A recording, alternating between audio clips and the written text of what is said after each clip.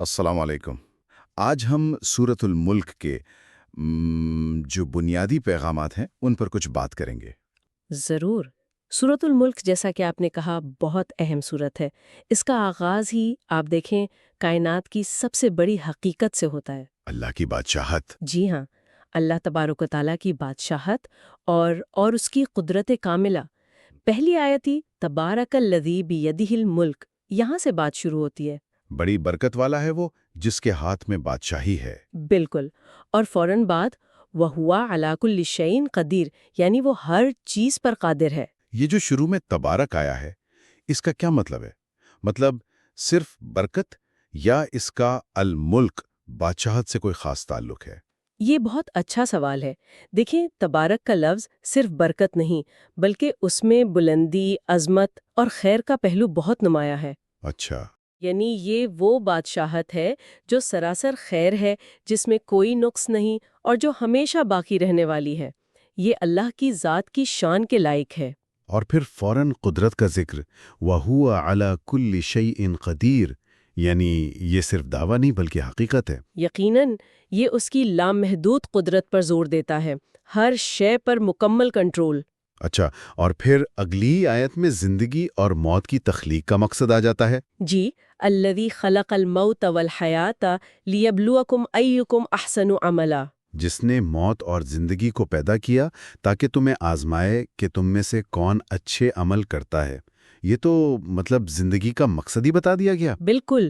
زندگی ایک امتحان ہے، ایک ٹیسٹنگ گراؤنڈ یوں سمجھیں۔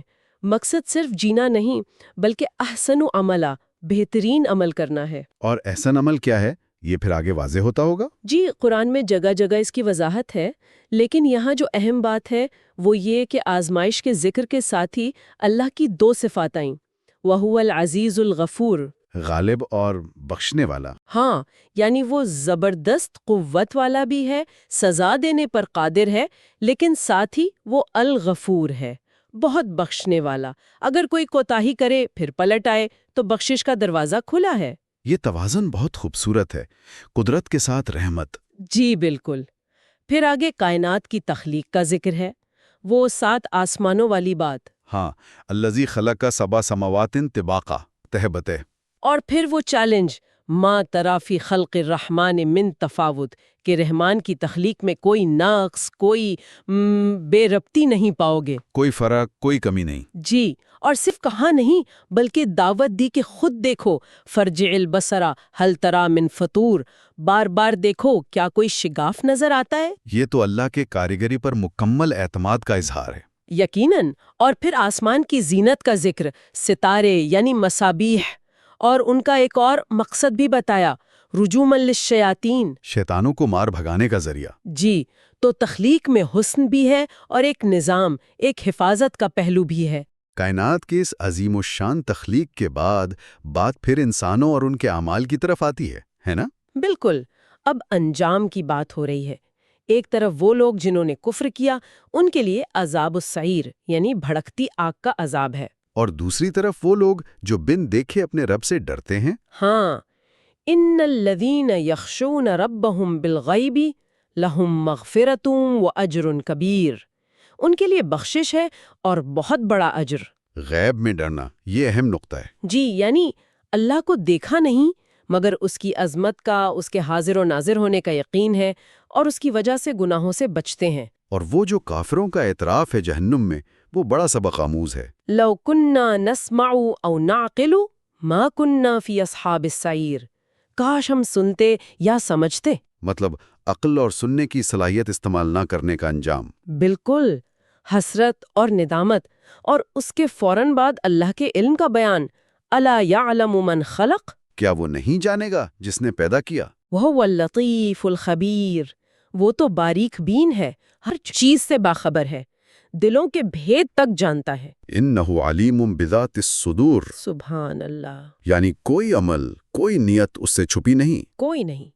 یہ آیات انسان کو جھنجھوڑتی ہیں، غور و فکر پر مجبور کرتی ہیں۔ اچھا، پھر آگے اللہ کی نعمتوں کا ذکر بھی ہے، زمین کو ہمارے لیے آسان بنانے کا۔ جی، هو الذی جعل لکم الارض ذلولا، زمین کو تابع بنا دیا، مسخر کر دیا۔ ذلول کا لفظ مطلب بہت نرم آسان. ہاں، جس پر چلنا پھرنا، کام کرنا، کھیتی باڑی کرنا سب آسان ہو. فَامْشُوا فِي مَنَاكِبِهَا وَكُلُوا مِن رِزْقِهِ. چلو پھرو اس کے راستوں میں اور اس کا رزق کھاؤ. یہ روزمرہ کی نعمت ہے جس پر ہم شاید اتنا غور نہیں کرتے. بالکل. لیکن فوراً بات تنبیہ بھی ہے. نعمت دے کر بھلایا نہیں گیا. وہ آسمان والے عذاب کا ڈراوا. آمنتم من فی السماء. جی، این یخسف بکم الارض فاذا ہی تمور. کیا تم بے خوف ہو گئے ہو کہ وہ تمہیں زمین میں دھنسا دے اور وہ لرزنے لگے؟ یعنی یہ سہولتیں چھن بھی سکتی ہیں. بالکل. یہ یاد دہانی ہے کہ اصل قدرت کس کے ہاتھ میں ہے. اسی طرح پرندوں کی مثال دی. ہاں، وہ ہوا میں کیسے اڑتے ہیں. اولم یارو الی الطیر فوقہم صافات ویقبضن. پر پھیلائے ہوئے اور کبھی سمیٹتے ہوئے. کون انہیں تھامے ہوئے ہے؟ ما یمسکہن الا الرحمن. رحمان کے سوا کوئی نہیں. یہ بھی روزمرہ کا مشاہدہ ہے، لیکن اس میں بھی نشانی ہے. بہت بڑی نشانی ہے اللہ کی قدرت کی، اس کی رحمت کی. تو خلاصہ یہ ہوا کہ یہ صورت اللہ کی حاکمیت، زندگی کا مقصد یعنی آزمائش، تخلیق کی کاملیت، پھر اعمال کے بدلے، جی، ایمان اور کفر کے نتائج، اللہ کی نعمتیں اور ان نعمتوں پر کبھی غافل نہ ہونے کی تنبیہ، اور اس پر توکل کی اہمیت، یہ سب کچھ اس میں آ گیا. بالکل. اور آخر میں جو سوال ہے نا، وہ بہت بہت گہرا ہے. وہ پانی والا سوال. جی. قل ارأیتم ان اصبح ماؤکم غورا فمن یأتیکم بماء معین.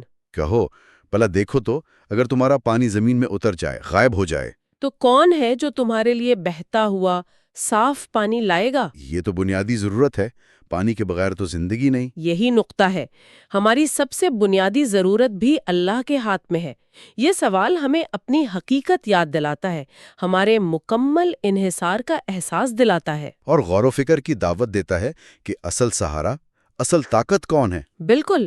یہ سورت شروع سے آخر تک اللہ کی عظمت، قدرت اور رحمت کا بیان ہے، اور انسان کو اس کی اپنی حیثیت یاد دلاتی ہے.